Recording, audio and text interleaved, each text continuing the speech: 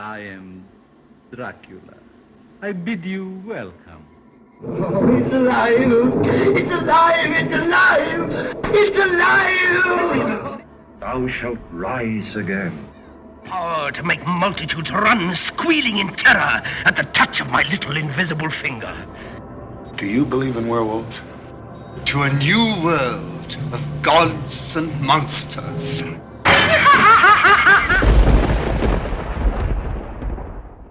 Hey everybody, welcome back to episode 2 of this retrospective of the Universal Monster movies. And we are diving into, and I'm back with Ken. How you doing? Doing well, my friend. And we are diving into it with Frankenstein. Now, Frankenstein came out the exact same year as Dracula. Dracula came out in February 1931. This came out in November of 1931. And you know what? The budget for this is considerably smaller than Dracula. Really? I didn't know that. The budget for this one, I believe you said, how much did you say Dracula was? It was a little over 340,000. This one is 262,000. That's insane to me. Fooled me because this movie seemed like the budget was double what Dracula was. Absolutely. And I think someone we got to applaud to for that is director James Whale. He did a damn good job. Was a great filmmaker for the time. And I mean, do we want to go ahead and just give all of our praise over to the star of the movie? Lead us in. Boris Karloff. There is no one else who could have done what he did. And you know, there is the classic story that Bela Lugosi was offered the role and turned it down. Some people say it was director James Whale's choice, but you know, I think we are so much better off having Karloff, because if Bela Lugosi did what he thought the monster was, which is just running around grunting, then it wouldn't have been that good, because Karloff brings a real tenderness and a real personality to this character. Mm-hmm. Absolutely. I mean, like the scene that really sells that is when he's obviously sitting down by the river with Maria, and it's like, oh my goodness, you just see like the innocence and the tragedy of this thing's existence. I mean, this thing didn't ask to be alive, and it doesn't even realize what its own strength is, what it's doing.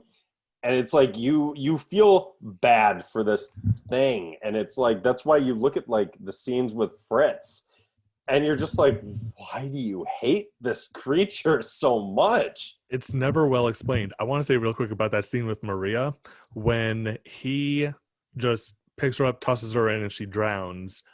You can see on his face, it's like a small child that's like, I have to run before I get in trouble. Mm-hmm. You know, like a child just broke something in the house and they're afraid they're going to get in trouble. That's what he is on a much larger scale. Exactly. And it's like, you feel bad for him. And Karloff sold it so well. Just the look on his face, and just like, he obviously, without speaking, he kind of made like little noises like, ooh, ooh, right? Mm-hmm. Yeah, it's really fascinating. You got to sort of point this out that, you know, this was the early talkies in the film industry, and yet it was a silent performance that's one of the most memorable from that time. Definitely, because like you said, after watching Dracula, I agree. I don't think Lugosi would have been right for this part. Mm-mm. I mean, we're only saying that obviously because this is all we know. Mm-hmm. And lots of times, you know, almost, you know, who else would have been Iron Man besides Robert Downey Jr. or stuff like that? But it's like, the design is so iconic in our heads. I think maybe Lugosi could have pulled it off, but it would have been a completely different movie than what we know today. It would not have been the same. He would not have played the monster the same type of way. No. Well, and we see that in Frankenstein Meets the Wolfman, in which Lugosi is the monster, and it's just not as good. And there's reasons for that, like with the canon of the movies that they don't really explain well.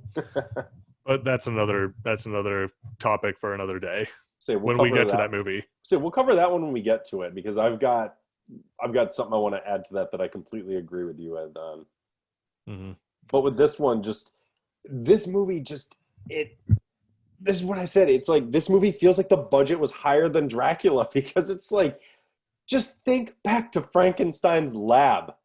That Oh is my God. just one of the most like iconic things ever. Just like the electricity shooting all over the place, the beakers filled with who knows what. You don't know what any of that stuff does, but you don't care. Right. It's just so iconic. And I mean, it feels big. The movie feels expensive for the time. Mm-hmm. And also, we talked about how Dracula moves slow. This movie just This movie never seems to clips stop. along for me. I think the only scene in this movie that is slow is when Elizabeth is talking to Henry's father, Baron Frankenstein, before they go and try and get him out of the castle. That like that 5 minutes is to me pretty boring. When like they're just talking about the wedding when Henry's not there. But aside from I think that, everything else in this movie is enough to keep you invested. And for a movie that's only like 71 minutes long, this movie packs a lot into it. Yeah, seriously. I mean, and it's and I think another thing that we have to talk about is, Karloff steals the show, obviously. Honestly, I think an actor who sort of is overshadowed because of it is Colin Clive as Dr. Frankenstein. I mean, Dwight Fry is back as another crazed assistant, and he's great as Fritz. But I really think Colin Clive gets sort of overshadowed in how great he is. He is. I mean, I think he's the leading man Lugosi wanted to be, because Colin Clive stands out as a leading man as opposed to, like we said, the leading David Manners, Dracula, and even the lead in the next one, The Mummy. I can barely remember anything about those guys, but Colin Clive, and they're the same actor. Yeah, but he stands out. Colin Clive does, and one of my favorite moments with Colin Clive is when they're about, when his friend Victor and Elizabeth and Dr. Waldman all show up, and Victor tells him, "You're crazy," and he just gives him this cold stare. He's like, "Crazy, am I? We'll see whether I'm crazy or not."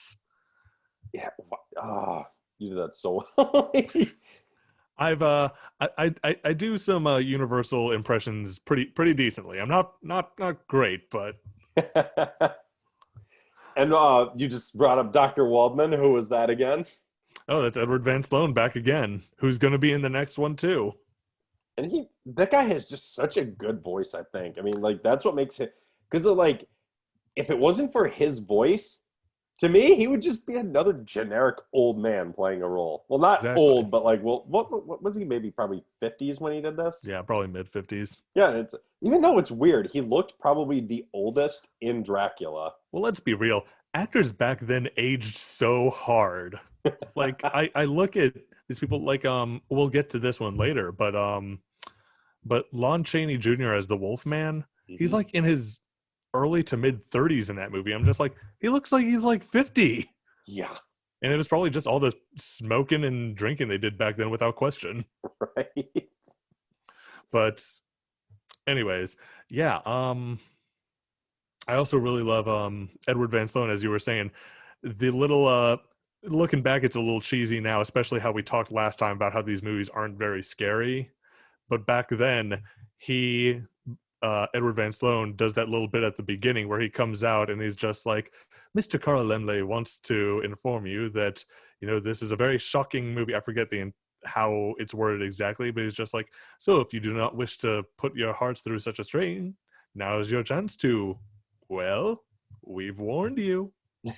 And it's so pointless, but it's so awesome. It's so awesome, and it could just be, I think it's a combination of genuine apprehension and just showmanship. Mm-hmm. But it worked. It's still something. Like, some movies you could look at that and be like, that was pointless, but this, it's pointless, but it's like, it's a staple of the film. Absolutely. It's so great. And apparently, I didn't know this, sort of going back to Dracula, the way this one opens up with Edward Van Sloan, apparently Dracula ended with him doing that. Like, and you can look up that footage. I don't want to talk too much more about Dracula. We're talking Frankenstein right now. So let's talk Fritz for a minute, played by Mr. Dwight Fry once again. Yeah. If you stop and think about it, all the Dracula film, I mean, all the Frankenstein films, they're all his fault. Yeah, absolutely. Everything comes down to him dropping the good brain and being- taking the criminal brain. Every single thing is his fault. I was just going to say him being a dick to the monster. But no, you're right. I totally forgot him dropping that brain like an idiot. And oh god, you know what's one we should do in our sort of grab bag at the end is we should talk about Mel Brooks' Young Frankenstein. Oh, we have to. That's one of the best comedies of all time. But I love with Igor in that movie being like, whose brain was it? Abby Normal. But we'll talk about that later. Let's stick with the original, I guess. So I've actually seen this online before, and I want to get your opinion on it. I've seen some people say Fritz was in the right. The Frankenstein monster that was created, it was just a creature. There's nothing to it. There was nothing wrong with him doing what he was doing, whipping it and whatnot. Hey, I've seen the debate. I didn't say I agreed with that side of it. And obviously I've seen the other side, yes, everything he's doing was in the wrong. Do you feel the Frankenstein monster was in the right to kill him for what he was doing to him? Just needlessly torturing him for no reason, knowing he was terrified of the flame, knowing he's whipping him when he's chained to the wall. I can try to understand maybe the justification that Fritz would give for it is he knows this is a dangerous creature and he's keeping it in its place. But at the same time, he recognizes that this thing is not intelligible. It's like a small child that's just oversized and muscular. So he's clearly just being a sadistic asshole.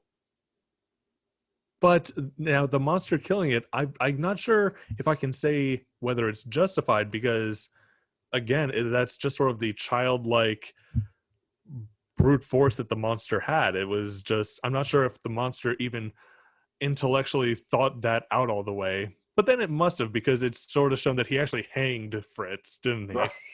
So somehow he hanged him. Now if he'd strangled him, yeah, maybe he'd be like, oh, oops, he didn't know, like with Maria, but like that. No, he hung him. He knew what he was doing. Yeah, this was murder. Yeah, and I didn't mean like, did he deserve it? Kind of like, you watch like one of the slashers from the 80s where one of the killers kills like the character who's a dick, and it's like, yeah, and then it's like someone comes along, but they were still a human who didn't deserve to be murdered. It's like, no, they were the dick.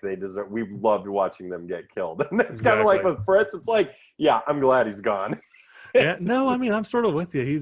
He was a monster. And you know what? There was always that scene that James pointed out, James Rolfe in Cinemassacre pointed out, where when he was going up the stairs, when he like adjusted his sock or something. Adjusted his sock, yeah. When I rewatched that for this, I hadn't watched it in the longest time, and I saw that scene, I was like, why were they still filming? Why did he do that? It's such a little thing, but I can only imagine James Whale was just watching that, and they were like going to edit, and then probably the editor was just like, okay, I'll cut that out. And James is just like, you know what? No, I like it. It's a little something. It makes the little hunchback more human. Yeah, exactly. I gotta say this, when they get to the windmill scene, which I love the windmill scene in this, when they start setting it on fire, Karloff's screams as the monster are very tragic, and it's very sad because you can just tell he's so horrified and he's not intelligible. He probably doesn't know, what all this danger is around him, and it's just so layered in that he's unintelligible, he's scared, and it's very tragic. It's not the Frankenstein monster's fault. It exists. Exactly. It's an amalgamation of different human parts stuck together with a criminal's brain, and it's an abomination of existence, basically. And it's like, it's not this thing's fault. And it's the exact opposite of Dracula. We were rooting for Van Helsing. Kill him, get this monster that's, ruining all these people's lives. With this one, it's like, it's almost like King Kong. You feel so bad for this thing that it's like, nothing here is this thing's fault. We don't. Nothing. While we're at that point where it's like, who? Yes, he killed Maria by accident, but it's like, do we really want him to die? But what else are we going to do with him? So it's the same as Kong up on top of the Empire State Building. What do? We kind of have to kill it. We don't have any other options. Yeah, it goes back to an old quote that I love that I'm not sure if I ever told you, but it's a quote that I love. It's knowledge. It's understanding the difference between knowledge and wisdom. Okay, and it's knowledge is knowing that Frankenstein isn't the monster. Wisdom is knowing Frankenstein is the monster. Very nice. I like that. I'm like, that puts it so well. I mean, you did this. You wanted to play God, and look what you've done. You know what? It's funny. I never made this connection before, and I can't believe I'm about to say this because I guarantee there's other people out there who've noticed this. I'm seeing a strong resemblance of Age of Ultron to this.